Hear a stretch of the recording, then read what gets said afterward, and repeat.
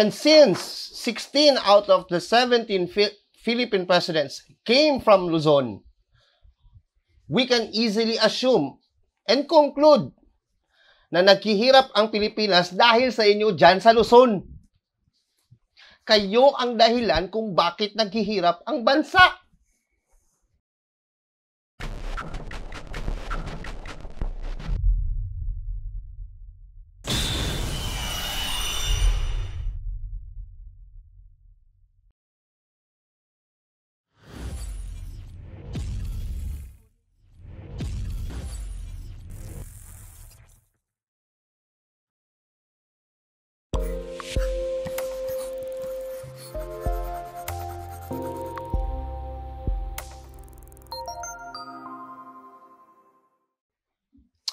Okay, so I'm back. Balik tayo, no? So, paano ba? How do I begin this broadcast tonight?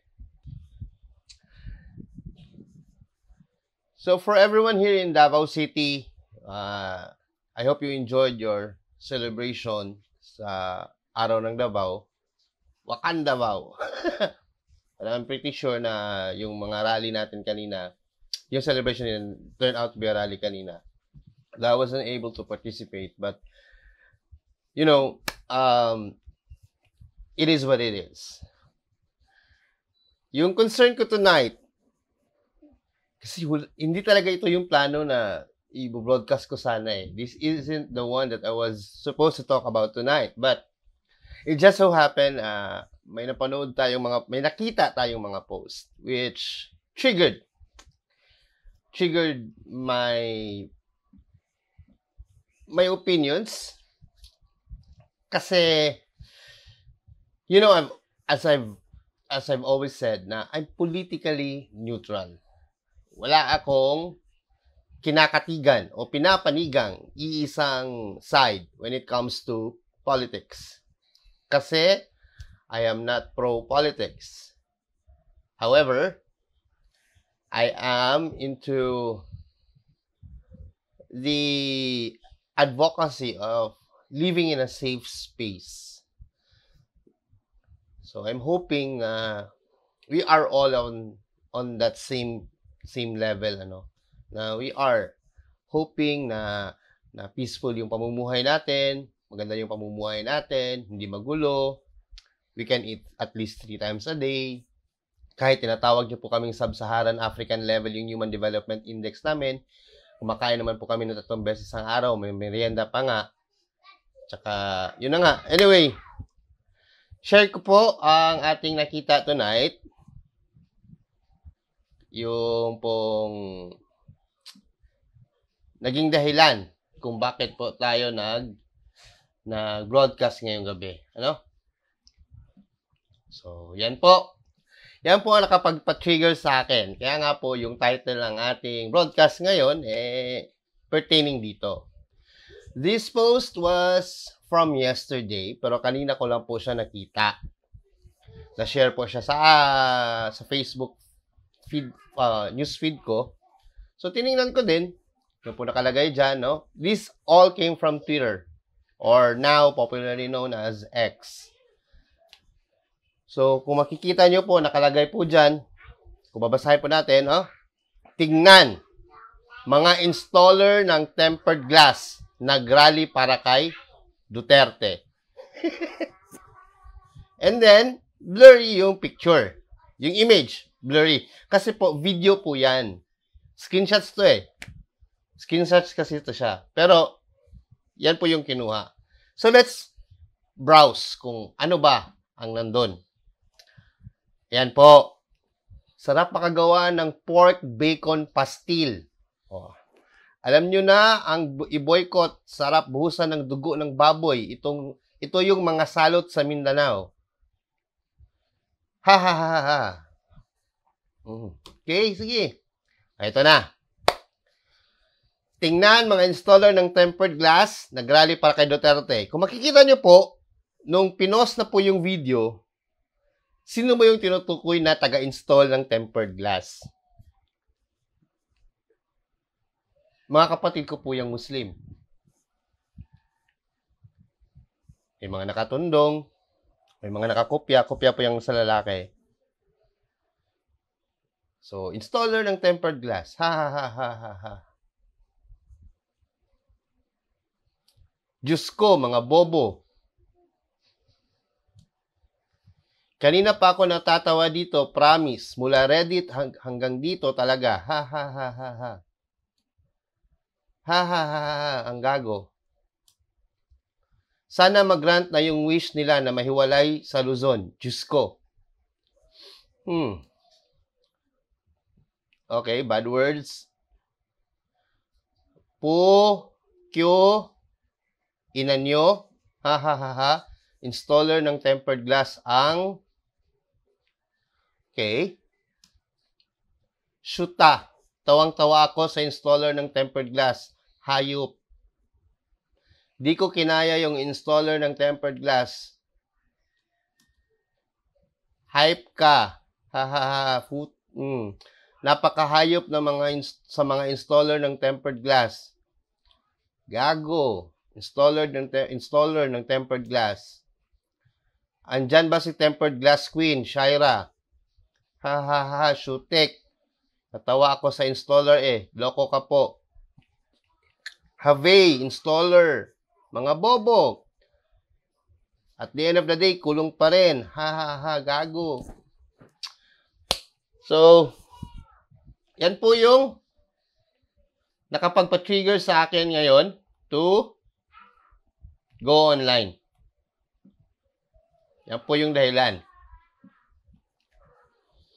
Okay, let's address this one.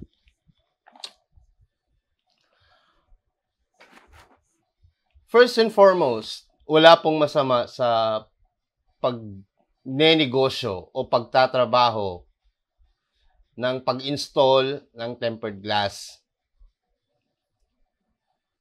Ano po pala problema doon?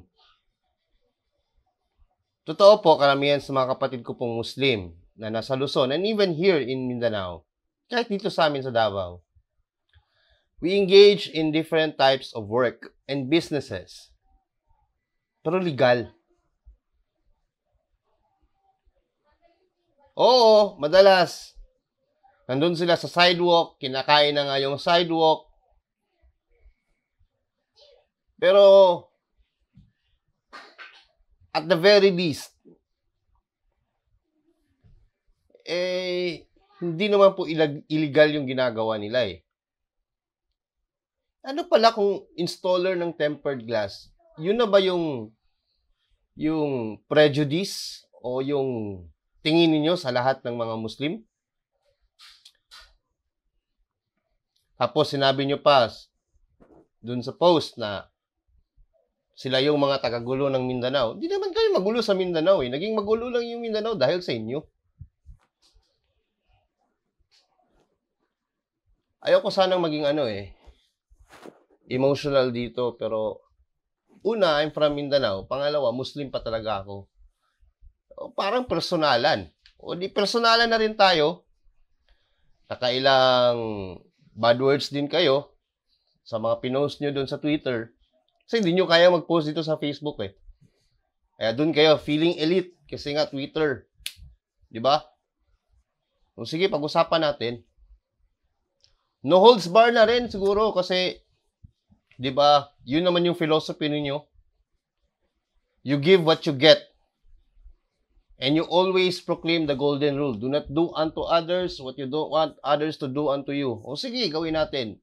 I'll stick to the same level na gusto nyong i-portray sa media, sa social media ngayon. Ang mga Muslim sa Mindanao na nandyan ngayon sa Luzon, taga-install lang ng tempered glass. Napaka-elitista naman itong mga taga-Luzon na to. Tinawag pa nilang mga bobo. Tinawag pa tayong mga gago. Okay, una sa lahat po, pang-17 presidente na po si Marcos. Among all 17 presidents in the Philippines, there was only one president who came from Mindanao. And even in his 6-year term, 2 of those years, binuhusan pa ng pandemic. Sa loob ng 17 presidente sa buong Pilipinas, 1 out of 17 lang ang galing sa Mindanao. Pero ang Pilipinas po, from time immemorial, mahirap pa rin. So siguro madaling nating sabihin, following your logic, na mga bobo kami dito sa Mindanao, following your logic, kasi hirap ang Pilipinas, kurap ang mga opisyal sa Pilipinas. And since 16 out of the 17 Philippine presidents came from Luzon, we can easily assume and conclude na naghihirap ang Pilipinas dahil sa inyo dyan sa Luzon. Kayo ang dahilan kung bakit naghihirap ang bansa.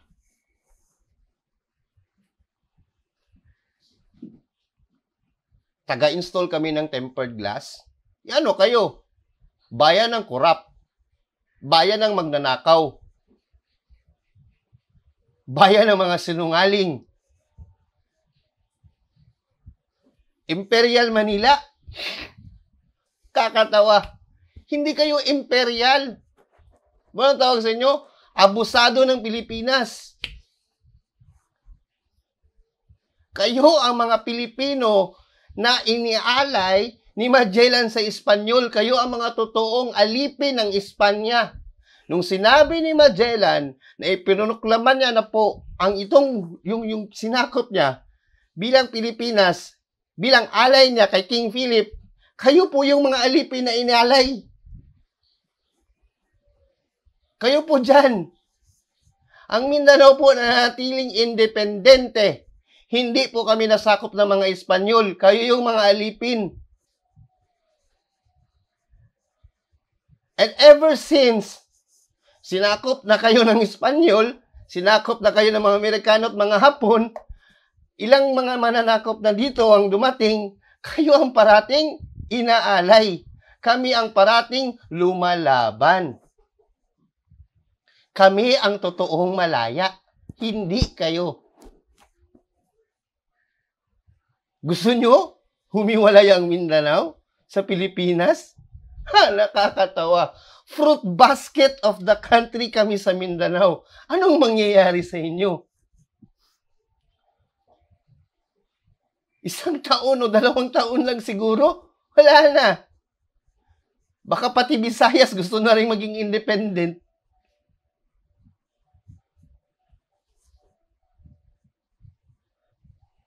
Mag-isip-isip kayo. You need us more than we need you. Ulitin ko po. Luzon needs Mindanao more than Mindanao needs Luzon. And that's the truth. Mahirap po ang Pilipinas dahil sa inyo. Dahil karamihan sa mga politiko na nasa Senado, sa mga pagiging Vice President, sa pagiging Presidente, galing po sa inyo. Kayo po ang dahilan kung bakit naghihirap ang Mindanao. Kasi ang buhos po ng pera mula sa kaban ng bayan, kayo po, ang lahi nyo po ang magnanakaw. Real talk. Yan ang real talk. Taga-install ng tempered glass? Yung mga taga-install ng tempered glass na yan, hindi yan binabayaran, lumalaban yan ng kusa.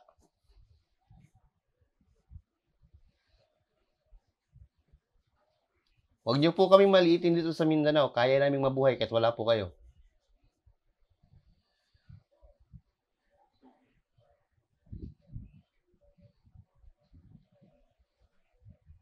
I didn't know na politics would actually show this discrimination out of the true nature of those who live in Luzon.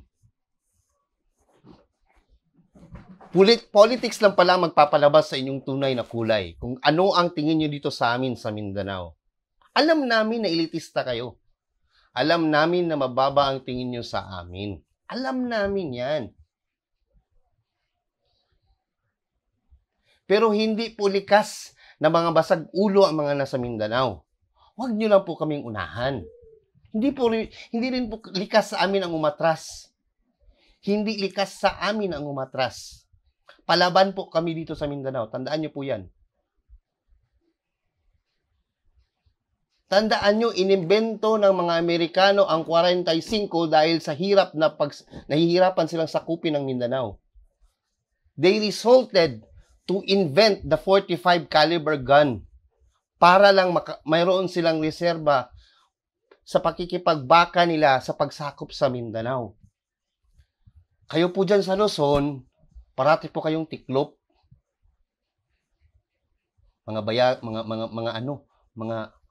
Mga nakatago ang bayag. Kailang ano pa kayo? Ano yung sinabi nyo? Ano nyo pa kami? Pukpuk lang ina nyo. I don't wanna say bad words. Pero, pukpuk lang ina nyo. Mas may karapatan kaming magreklamo. Kasi kami ang hindi nabubuhusan ng totoong benepisyo mula sa pondo ng kabanang bayan kasi ninanakaw ng lahi nyo. Kayo dyan sa Luzon ang mga totoong magnanakaw. Southern Europe Human Development Index. Nek-nek nyo. Yan natin ang mangyari sa inyo pag mawala ang Mindanao. Kayo nang binabagyo. Habang binabagyo kami nagsasunbathing dito sa Davao. Pamatay kayo sa inggit. Kaganda-ganda ng klima dito sa Mindanao.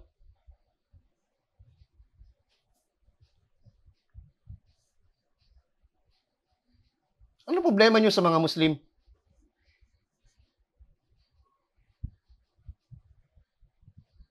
Nananahimik ang mga Muslim sa Mindanao. May barm na. Ginulo nyo na naman.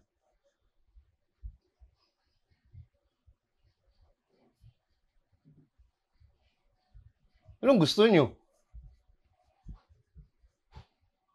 Kapag ang Muslim lumaban, tatawagin yung terorista.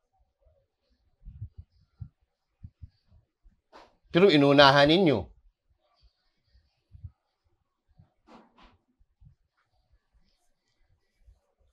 Masira ulo. Bubobo.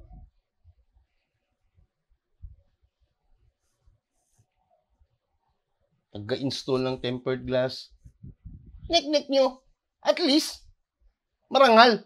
Hindi magnanakaw. Mga politiko nyo dyan, mga magnanakaw.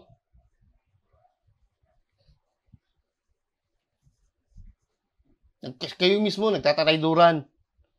O sino bang nagpapatay kay Bonifacio? Sige nga. Di ba taga Luzon din? Si Rizal. Ano bang advokasya ni Rizal? Sige, alalahanin nyo. Advokasya ba ni Rizal ang maging malaya ang Pilipinas? O maging pantay at kilalanin ng Espanya ang mga Pilipino? Tandaan nyo, hindi purong Pilipino si Rizal. May dugong Kastila si Rizal.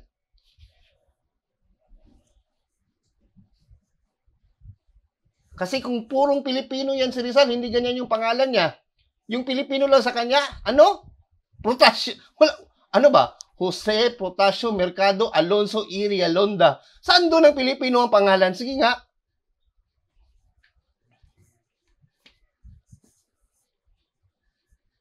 Pero never pinaglaban ni Rizal na maging malaya ang Pilipinas. Ang pinaglaban ni Rizal, kilalanin ng Espanya ang mga Indio na katulad niya, nakapantay sa mga Espanyol na nakatira dito sa bansa. Kasi kayo ang mga inalay sa hari ng Espanya. Kami sa Mindanao, nananatili kaming independente. Lumalaban pag sinasakop.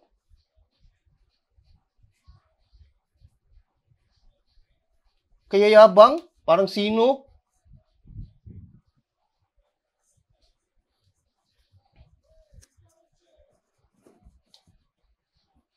Talino nyo?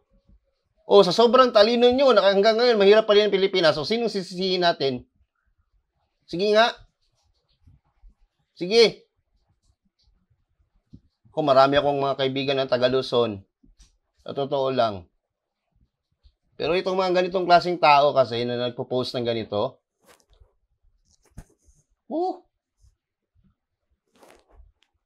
sa mga hindi nakapanood, ito yung tinutukoy ko. Ito yung tinutukoy ko. Mga taga-installer daw ng tempered glass. Nagrally para kay Duterte. Wala akong pake. Kahit para kay BBM yung pagrarally nila eh. Pero below the belt na to eh. Wala akong pake kung gusto nyong gumawa ng pork bacon pastil. Wala akong pake dyan. Pagkain yan eh. Itong ganito.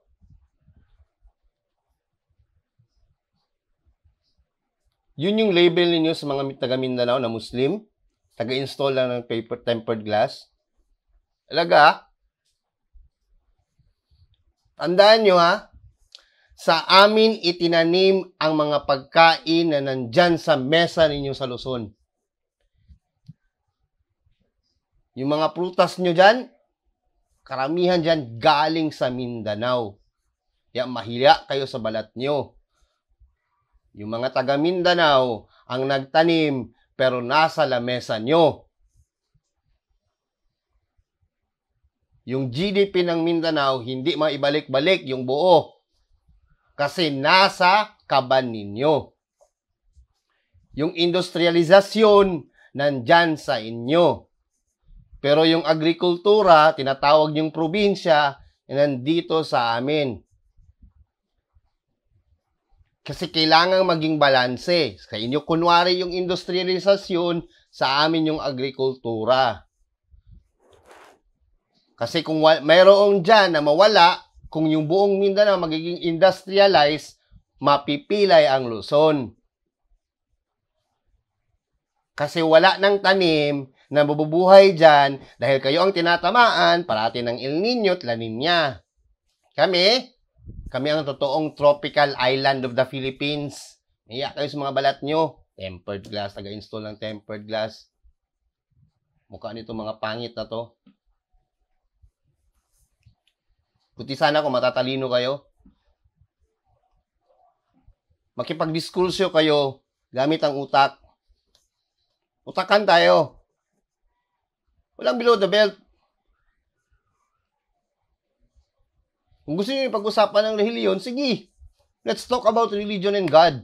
We can do that. We can have a discourse. Open din kami dyan. Talk about politics. Okay din kami dyan. Wala akong pake kung kanino sila nagrarally. Pero do not insult us na parang yung mga ginagawa ng mga kapatid kong Muslim illegal, napakababaw, at walang kwenta. Kapal ng mga mukha ng mga taong to. Ulitin ko, masaktan na kayo't masaktan. Naghihirap ang Pilipinas dahil 16 sa 17 presidente nagmula sa inyo. Naghihirap ang Pilipinas dahil karamihan sa mga politiko na nasa matataas na posisyon nanggaling sa bayan ninyo. Kayo dyan sa Luzon ang dahilan kung bakit mahirap ang Pilipinas. Walang dapat na ibang sisihin kung bakit nagkakaganito ang bansa natin, kundi dahil lamang sa mga tao na nakatira sa Luzon. Kayo po lahat dyan ang dapat sisihin. Hindi po kami dito sa Mindanao, hindi ang mga Kristiyano sa Mindanao, hindi ang mga lumad sa Mindanao, at lalong-lalo nang hindi kaming mga Muslim. Kaya kayo sa balat ninyo.